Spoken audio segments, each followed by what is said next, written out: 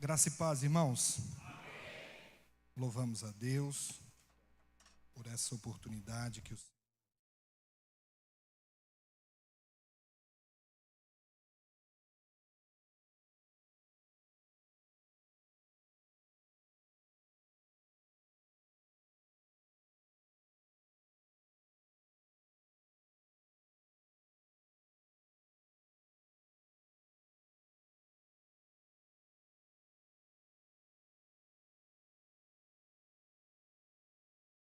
continuando a nossa série de pregações na carta do apóstolo Paulo aos Romanos, hoje no capítulo de número 6, o verso de número 1 até o verso de número 14.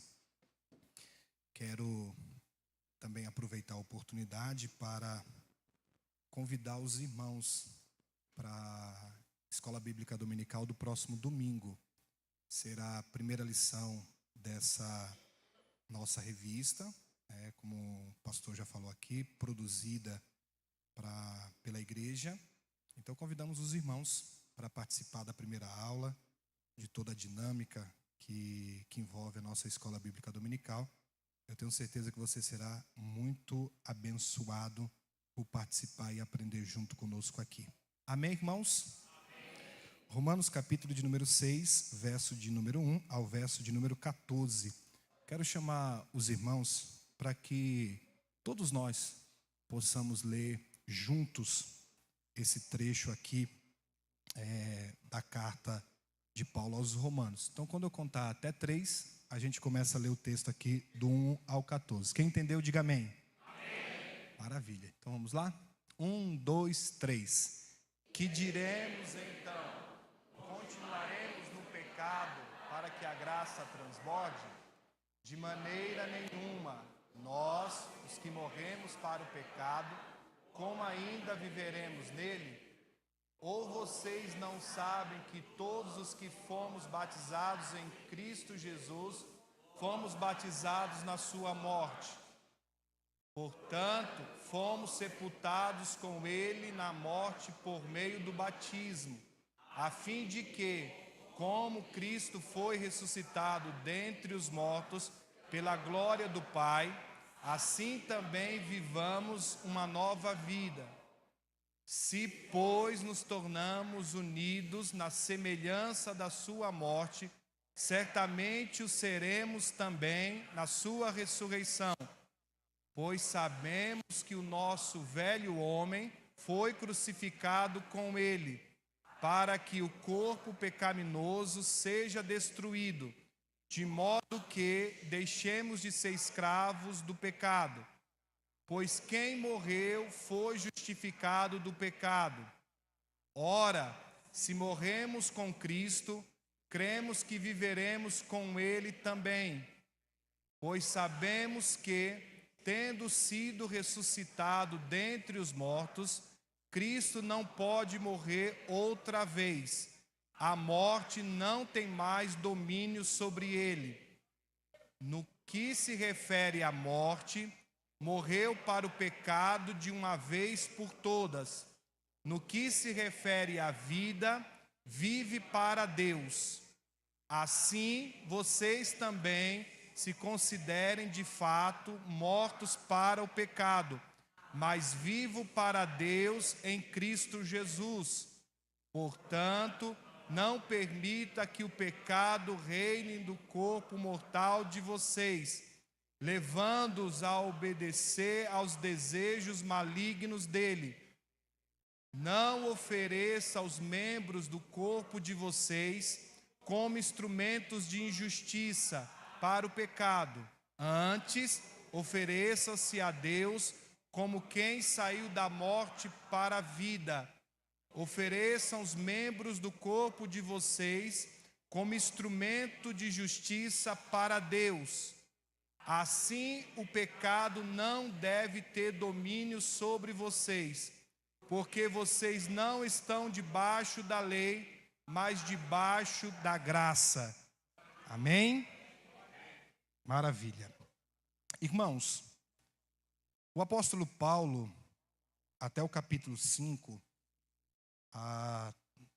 até o verso 11 do capítulo 5, Paulo falou especificamente sobre a justificação, de todas as formas.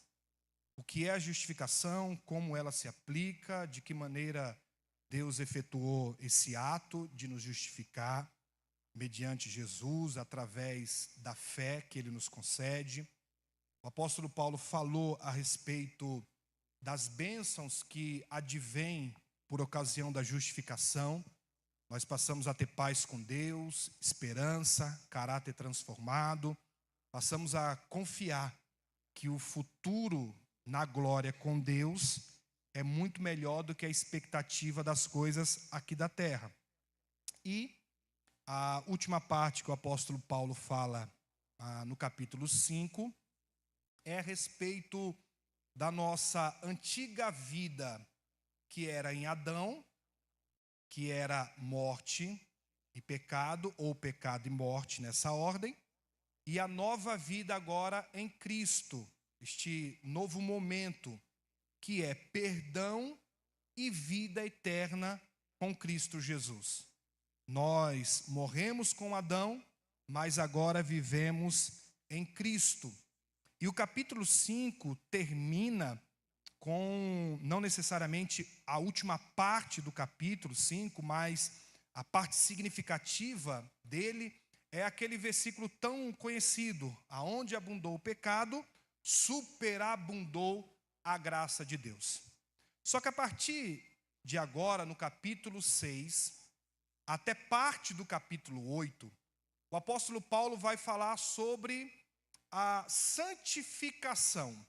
Quem é justificado, quem é declarado filho de Deus em Cristo Jesus, ele agora vive na santificação. Primeiro houve a justificação e, consequentemente, a justificação, vem a santificação. O próximo passo será a glorificação. Mas nós vivemos no estado de santificação.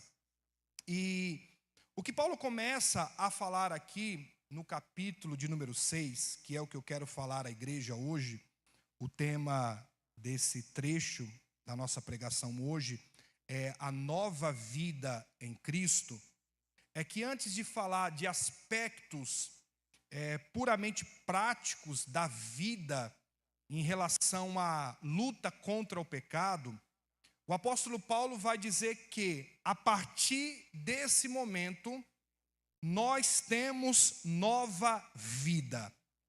Nós somos outra pessoa. Não somos mais quem nós éramos antes de sermos encontrados por Jesus. Nós não somos mais as mesmas pessoas. No sentido de aquela natureza pecaminosa, aquele caráter corrompido, defeituoso, aqueles pecados que carregávamos, aquelas coisas que fazíamos, aquelas escolhas insensatas, aquela imprudência de vida, aqueles vícios, aquela entrega aos desejos pecaminosos, isso não existe mais agora, porque nós temos nova vida em Cristo. O que Paulo nos chama a viver agora é debaixo dessa realidade. Vocês foram justificados, vocês foram declarados perdoados, inocentes, vocês são amados de Deus, vocês são chamados filhos de Deus, estão assentados diante de Deus. Vocês agora têm uma nova vida e precisa viver a partir dessa perspectiva. E o capítulo 6 começa com uma pergunta. Provavelmente era a luta da igreja. E agora? Nós somos salvos. E como que nós vivemos agora? Nós somos encontrados por Cristo, perdoados.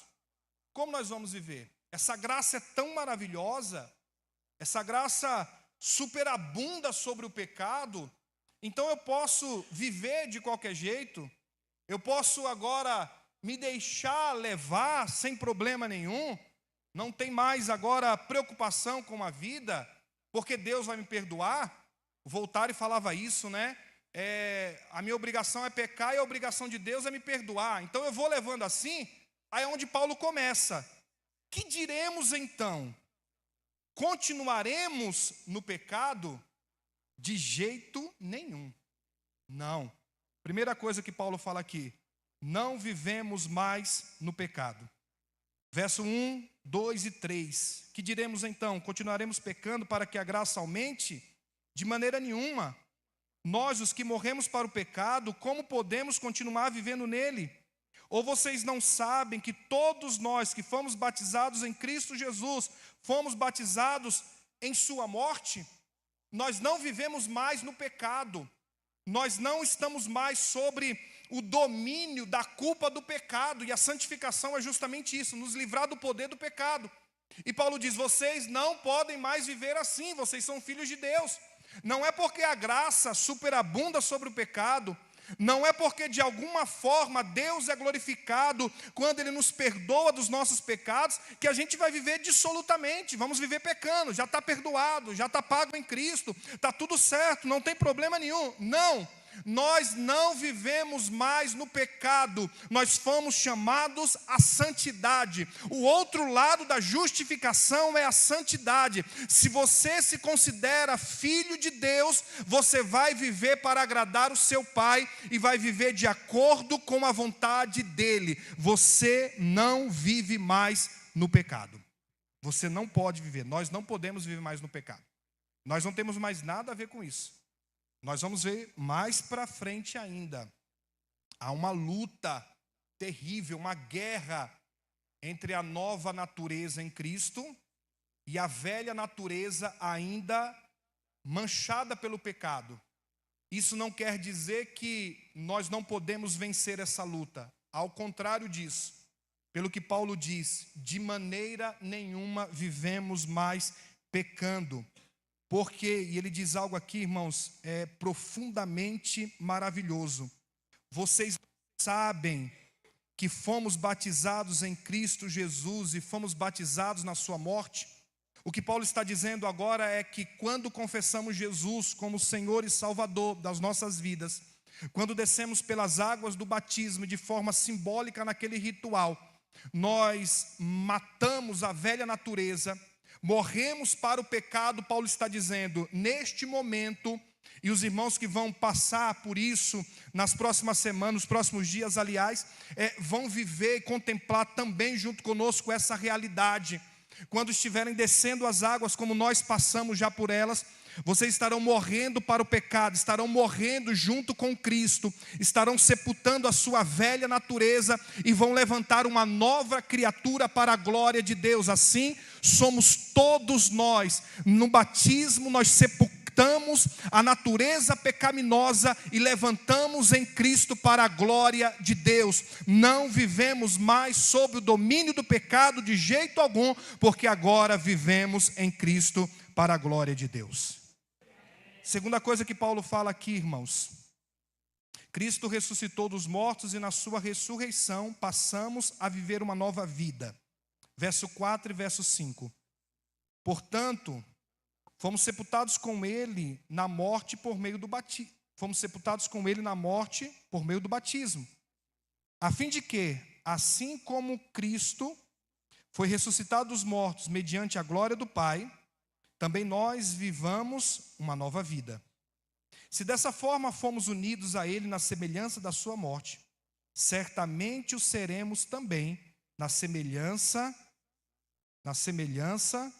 da sua ressurreição.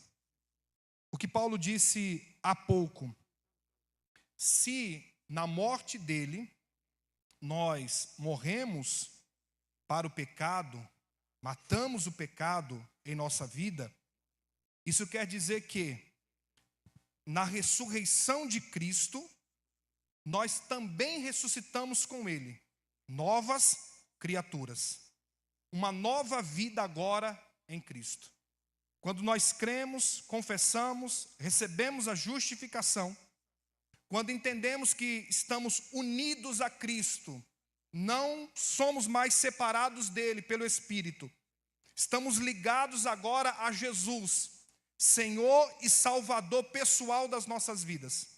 Se na morte morremos para o pecado, na ressurreição de Jesus, quando Ele volta à vida, nós também ressuscitamos para ter agora uma nova vida para a glória de Deus. Ou seja, quando deitamos, morremos, quando levantamos, passamos a viver.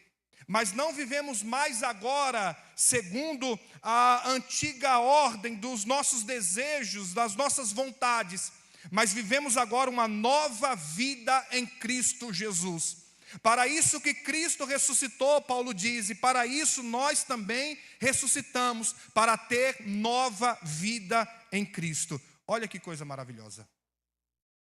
Pensa, um bando de pecadores que nós somos, miseráveis, não merecemos nada, a não ser o desprezo de Deus, a condenação. Mas Deus nos amou e enviou o seu Filho Jesus para morrer na cruz por nós.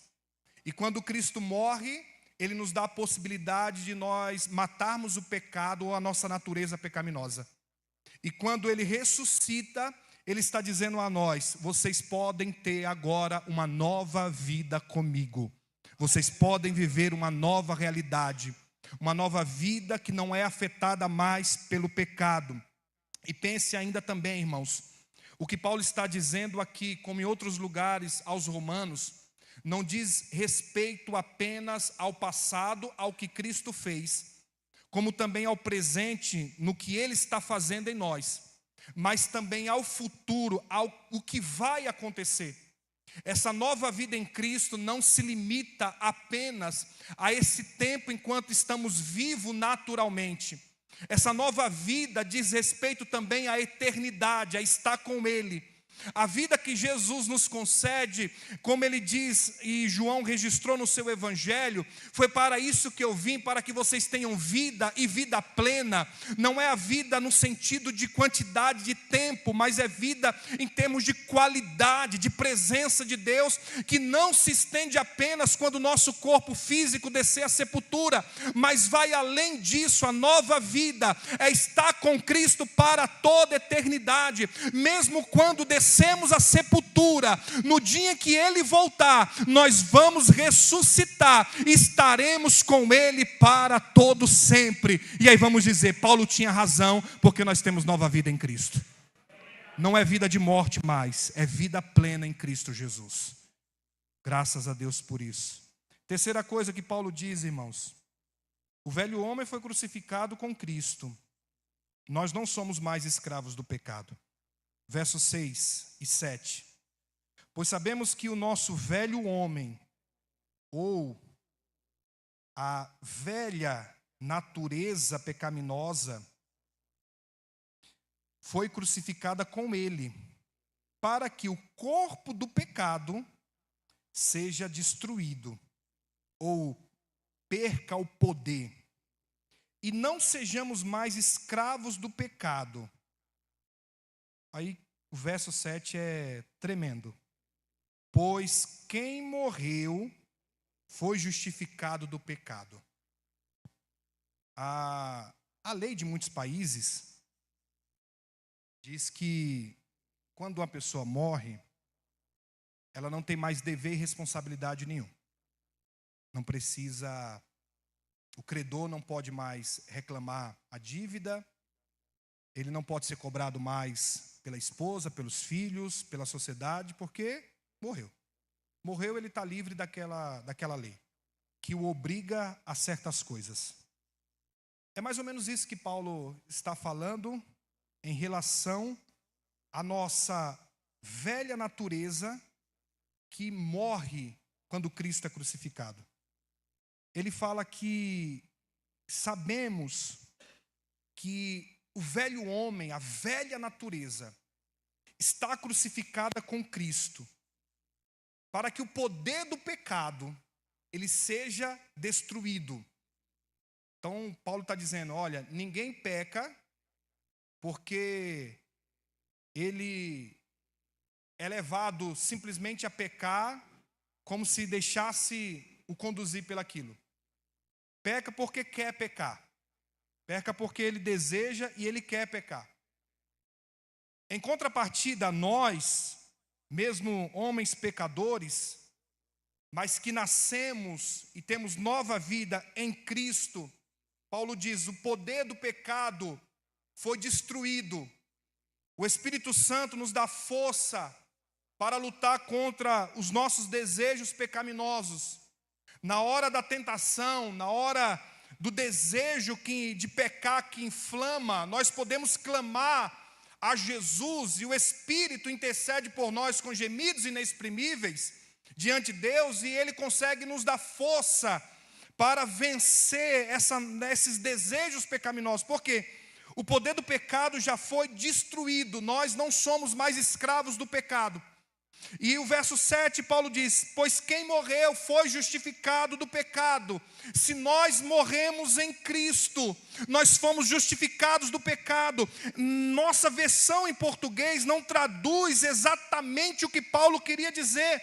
É como se Paulo tivesse aqui dando um brado e dizendo: vocês são livres em Cristo, vocês foram libertos, vocês morreram com eles, então o pecado não domina mais vocês, vocês têm nova vida, vocês estão em Cristo, vocês podem ser libertos e podem viver para a glória de Deus.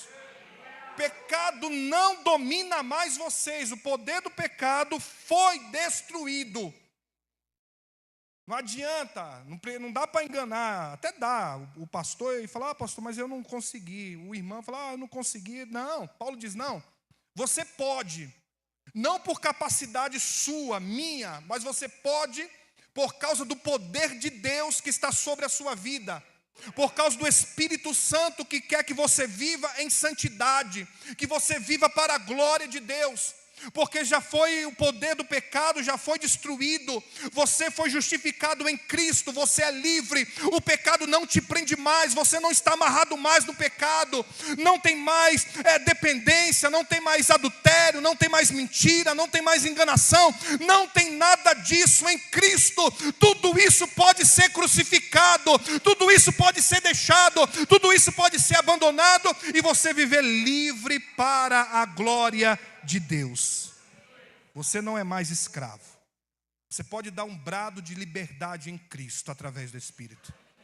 Você pode deixar o fardo aos pés da cruz e Jesus convida: vinde a mim todos os que estão cansados e sobrecarregados, porque eu vou dar a vocês alívio e descanso.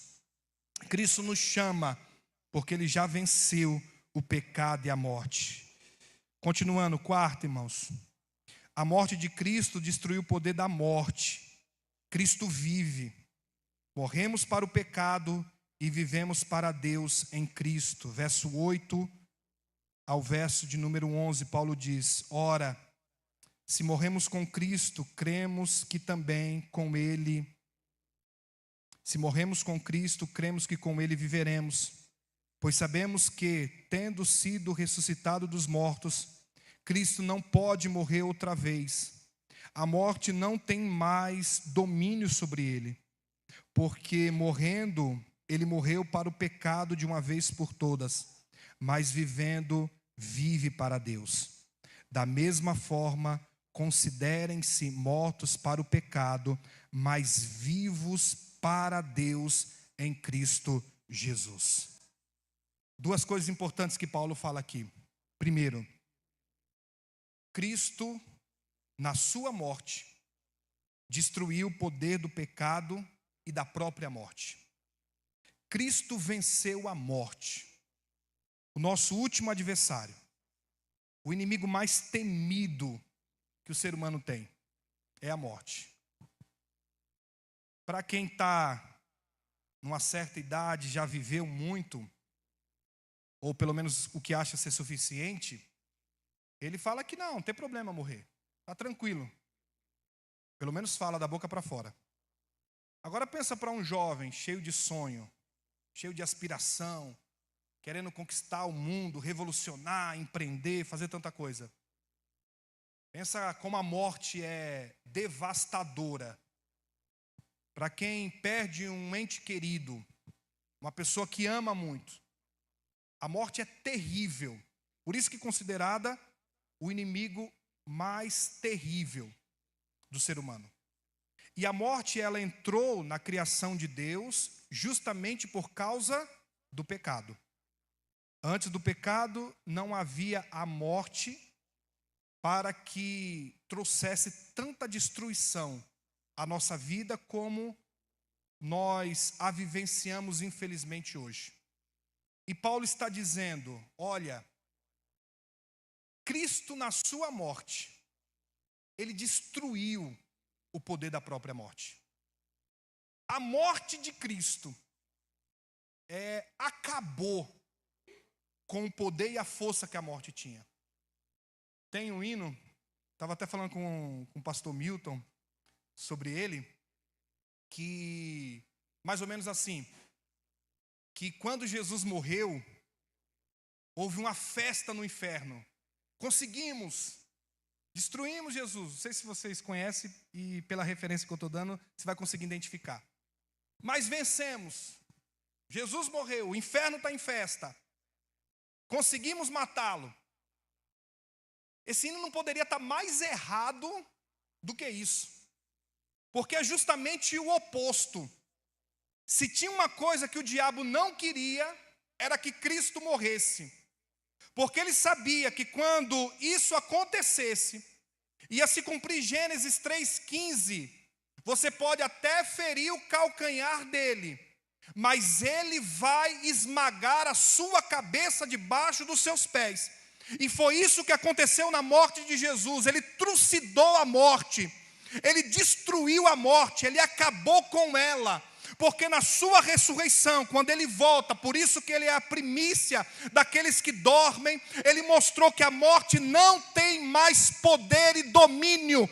Repito o que eu disse há pouco, você pode até descer à sepultura, mas lá não é o seu lugar, porque quando Cristo voltar, ele vai te dar nova vida e nós estaremos com ele para toda a eternidade, porque a morte, ela perdeu para Cristo, ela foi destruída para todo sempre. Por isso que Paulo diz, a primeira carta aos Coríntios, capítulo de número 15, versos 53 e 54, se não me falha a memória. Paulo fala assim, vai chegar um dia que aquilo que é mortal vai se revestir de imortalidade. Aquilo que é corruptível vai se revestir de incorruptibilidade. Quando isso acontecer, vai cumprir-se então o que está escrito: tragada foi a morte na vitória. Onde está, ó morte, a sua força? Não existe mais, porque Cristo, na sua morte, na sua ressurreição, destruiu o poder da morte. E agora a segunda coisa, onde nós nos encaixamos nisso? Paulo fala, olha, Cristo não pode morrer de novo, a morte não tem domínio mais sobre ele. Isso não pode acontecer, porque morrendo para o pecado de uma vez por todas, agora vive para Deus. E o verso 11 Paulo diz, da mesma forma, que maravilha, é nós agora. É o que nos cabe nisso. Da mesma forma, considerem-se mortos para o pecado. Se você crê em Jesus, se você entregou a sua vida a Jesus, se você realmente vive dessa forma, como Paulo diz, considere-se morto para o pecado.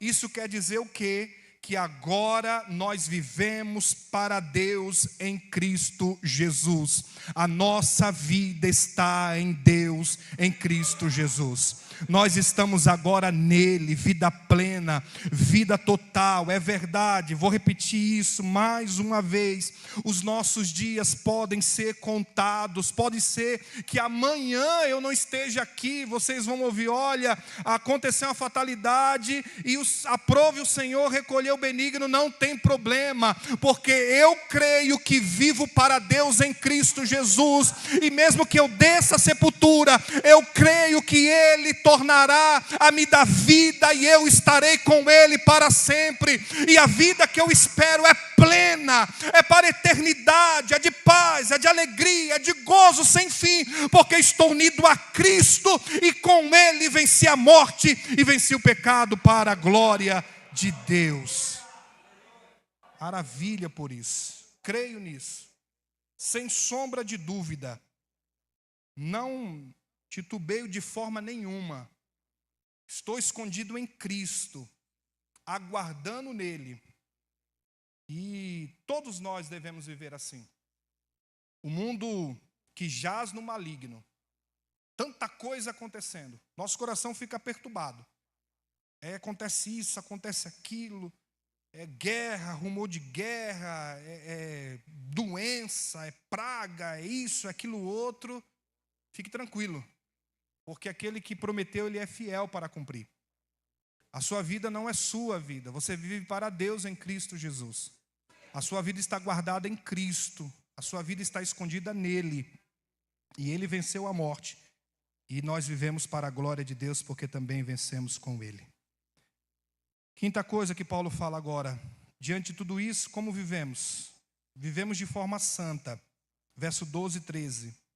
Portanto, não permita que o pecado continue dominando o corpo mortal de vocês, fazendo que obedeçam aos seus desejos. Não ofereçam os membros do corpo de vocês ao pecado como instrumentos de injustiça. Antes, ofereçam-se a Deus como quem voltou da morte para a vida, e ofereçam os membros do corpo de vocês a Ele como instrumento de justiça.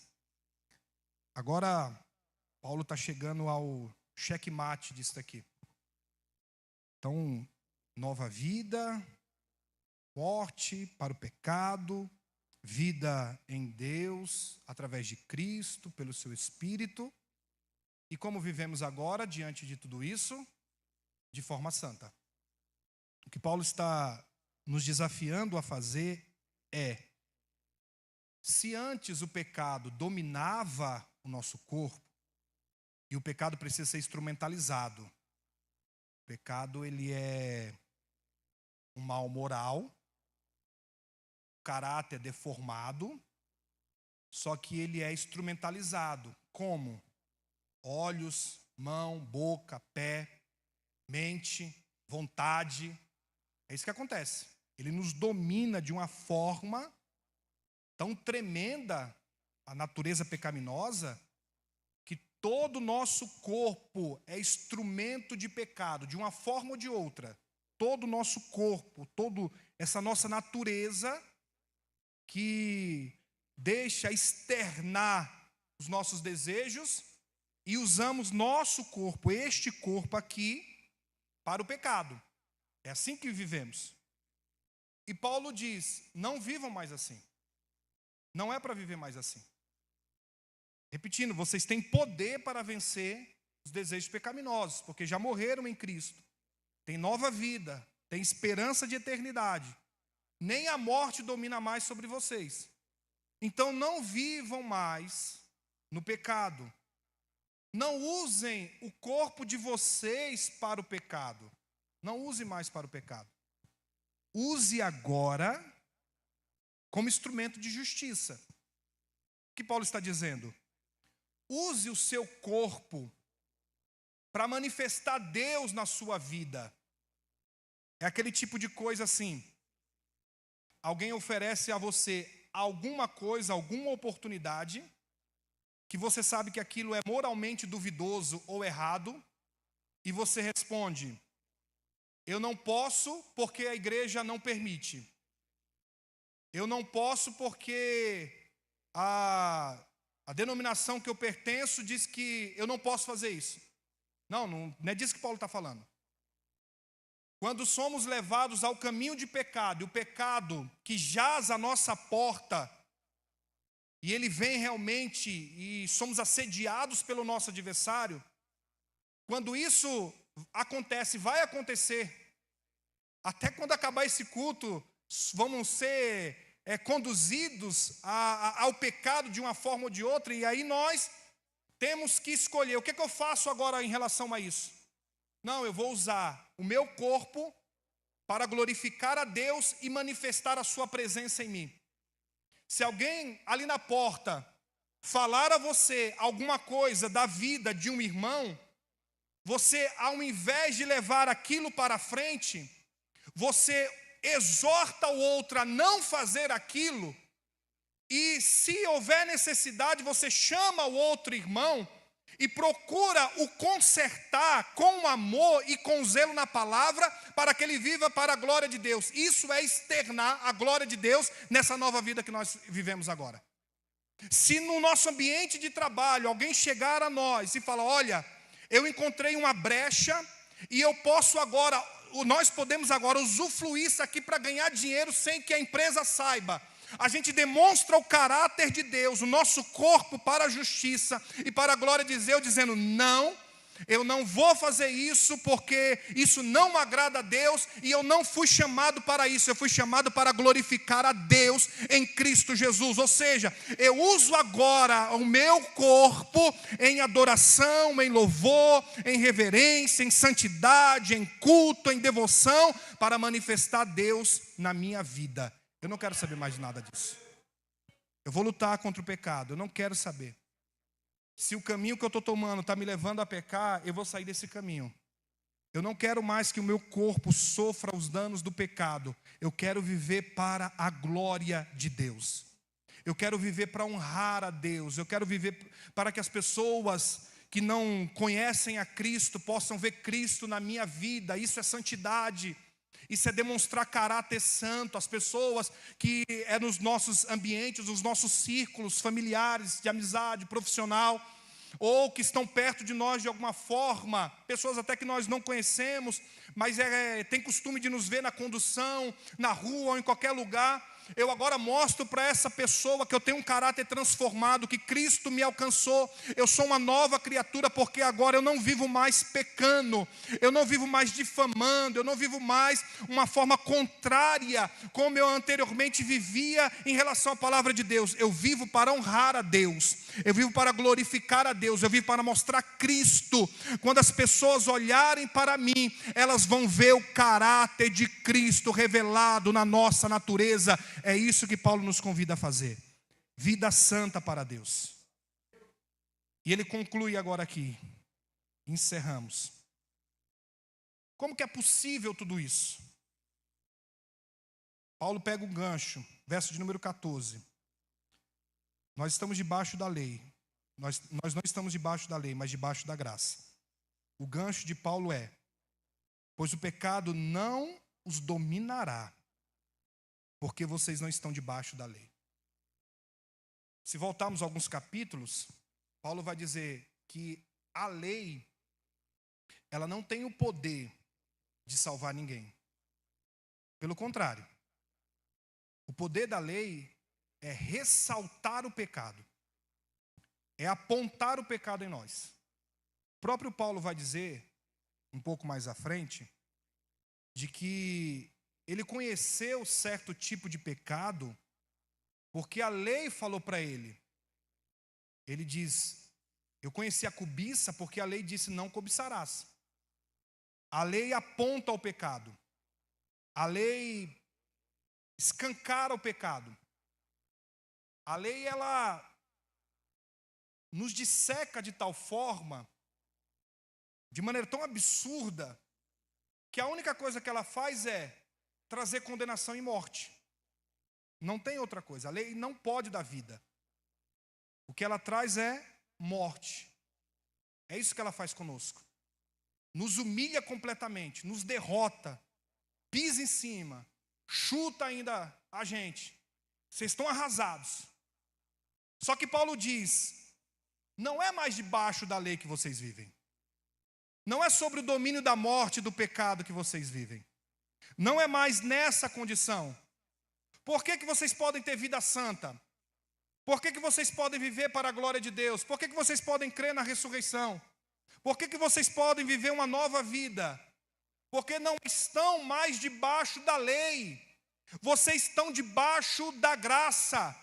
Se a lei traz condenação e morte, a graça traz perdão e vida. Se a lei nos matava, nos destruía, a graça restaura, a graça levanta. Se a lei não podia nos oferecer absolutamente nada, a graça é Cristo sendo oferecido a todos aqueles que crê. Todos esses podem ser chamados filhos de Deus. Isso é graça e nós estamos debaixo da graça. O pecado não tem poder sobre nós, porque o que reina aqui é vida e vida com abundância para a glória de Deus. É debaixo da vida de Cristo que nós estamos. Não é mais debaixo da lei, é debaixo da graça. E essa graça perdoa, essa graça restaura, essa graça renova, essa graça traz vida, essa graça nos levanta e essa graça mostra que em Cristo nós temos esperança de estarmos com Ele para todo sempre. Amém, irmãos? Deus abençoe em nome de Jesus.